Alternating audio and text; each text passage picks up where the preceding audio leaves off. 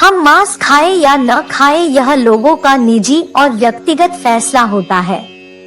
लेकिन यहाँ हिंदू धर्म में कुछ लोग मांसाहार को निषेध मानते हैं, तो कुछ लोग मांसाहार को मान्यता देते हैं। आज के समय में शाकाहारी लोग मांसाहारी लोगों को निर्दयी और नरकगामी मानते हैं, जबकि मांसाहारी लोग शाकाहारी लोगों को घास फूस खाने वाला कहते हैं। शाकाहार और मांसाहार की लड़ाई तब बाहर निकलकर आती है जब भगवत चर्चा होती है, यानी क्या भगवान की पूजा या अनुष्ठान के समय या उस दौरान मांसाहार करना चाहिए या नहीं। कहीं भगवान नाराज तो नहीं हो जाएंगे, या उनकी पूजा में किसी तरह का पाप तो नहीं लगेगा। इसी का उत्तर हम जानने का प्रयास कर रहे हैं।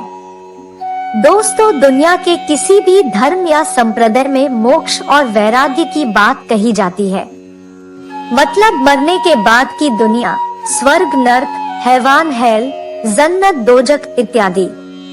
आप स्वर्ग में जाना चाहते हैं मरने के बाद, इसलिए अच्छे कर्म करते हैं। और सबसे जरूरी, अपने धर्म के भगवान को पूजना जरूरी है। हिंदू मान्यताओं के अनुसार पूजा पाठ करने वाले शाकाहारी हो या मांसाहारी, इस पर बहस हमेशा रहती है।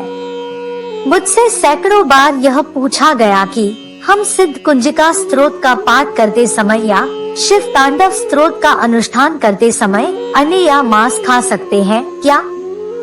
शाकाहार और मांसाहार दोनों प्रकार की चीजें इंसान के भोजन में सदियों से शामिल होती रही है। जीवित रहने और ताकत बनाए रखने के लिए हमें रोजाना भोजन की आवश्यकता पड़ती है। हमारी पाचन क्रिया शाकाहार और मांसाहार दोनों प्रकार के भोजन को पचाने में सक्षम है। भोजन से हमें प्रोटीन, वसा, कार्बोहाइड्रेट, विटामिन तथा खनिज लवण की आवश्यकता होती है। कुछ लोग शाकाहार को श्रेष्ठ मानते हैं और कुछ लोग मांसाहार को ज्यादा ताकत देने वाला समझते हैं।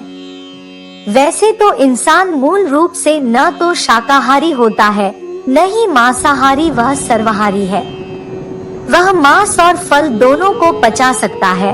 वह कच्ची घास नहीं पचा सकता, पर कच्चा मांस पचा सकता है, जैसे शेर, भेड़िए इत्यादि। इस तरह से देखा जाए तो मनुष्य मांसाहारी हुआ पर वह उनसे एक कदम आगे है। वह फल, अनाज व कंद मूल भी पचा सकता है। एक प्रजाति है जो खुद को वीगन कहती है।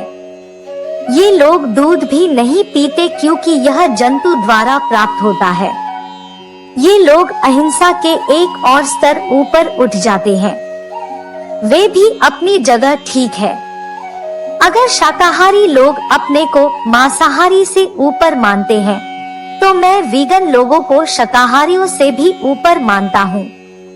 आप लोगों ने शिकारी चित्रभानु की कथा सुनी होगी, जो महाशिवरात्रि की कथा है, जिसमें एक शिकारी रात भर हिरण का शिकार करने के लिए पेड़ पर बैठा रहता है और 3 हिरण का शिकार नहीं कर पाता है क्योंकि उसमें दया भाव आ गया था।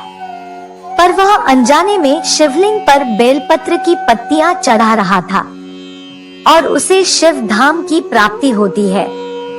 उड़ीसा में विमला मंदिर है। इस मंदिर में देवी विमला की पूजा की जाती है और दुर्गा पूजा के दौरान उन्हें मांस और मछली चढ़ाया जाता है।